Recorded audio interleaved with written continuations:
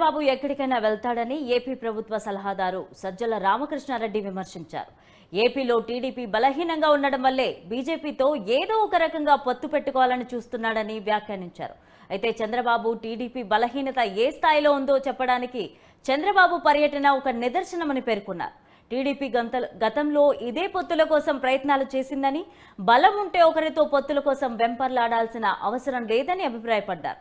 చంద్రబాబు ఢిల్లీ పర్యటన వెంటిలేటర్పై ఉన్న పార్టీని బలంగా చూపించడం కోసం తీవ్ర నిరాశ నిస్పృహలతో చేస్తున్న ప్రయత్నాల్లా కనిపిస్తోందని సజ్జల పేర్కొన్నారు.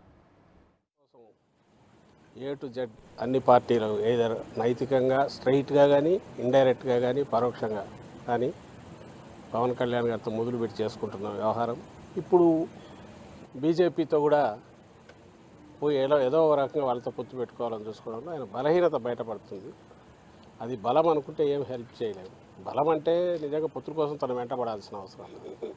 ఓ బలహీనమైన స్థానం నుంచి ఓ వెంటిలేటర్ మీద ఉన్న పార్టీ బింకంగా ప్రజల దృష్టిలో ఓ బలమైన దీనిగా కనపడడం కోసం చేస్తున్న డెస్పరేట్ అంటే నిస్పృహతో కూడిన ఒక ప్రయత్నంగా కనిపిస్తుంది చంద్రబాబు నాయుడు చేస్తున్నది. పోయినాక ఏదైనా ఉంటే ఎలాగో ఏది పోయినా ఇందులో దాపరికం ఏమి ఉండదు.